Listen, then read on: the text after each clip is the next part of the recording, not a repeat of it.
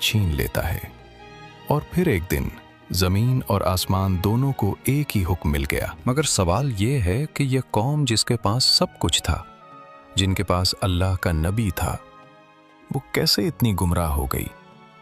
ये कहानी रात के अंधेरे की तरह अचानक नहीं आई, ये सुबह की धुंधली रोशनी की तरह आहिस्ता आहिस्ता आई। एक ज़माना था जब ये लोग सिर्फ अल्लाह की इबादत करते थे। उनके दरमियान कुछ बहुत नेक बंदे थे। विद, सवा, यगूथ, याहूक और नसर, ये अल्लाह के सच्चे बंदे थे, नेकी करने वाले, लोगों की मदद करने वाले, अल्लाह की इबादत में मसरूफ रहने वाले। फिर एक एक करके ये नेक बंदे फौत हो गए। लोग गमगीन थे, उनकी याद उन्हें सताती थी। किसी ने कहा, क्यों ना हम इनकी तस्वीरें बना लें, ताकि जब भी देखें तो नेकी की याद आए, इनकी अच्छाइयों को याद रखें। शुरू में सिर्फ तस्वीरें थीं।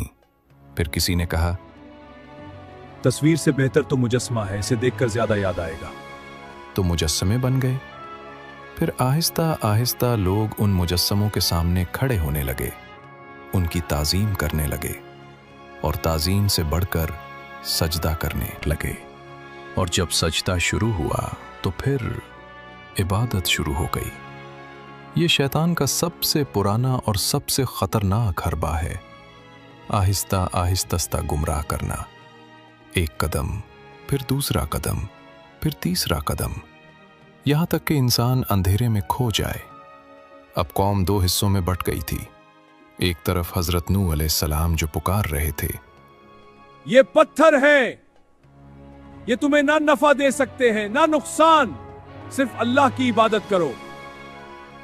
और दूसरी तरफ कौम के लोग जो अपनी जिद पर उड़े हुए थे।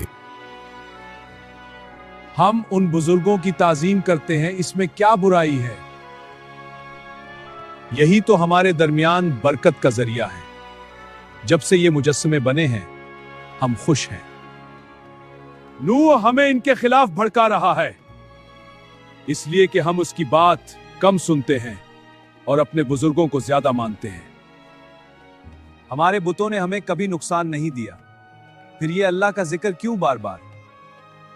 हमारे बुजुर्ग, हमारे बाप दादा गलत नहीं हो सकते। उन्होंने भी उनकी पूजा की और हम भी करेंगे।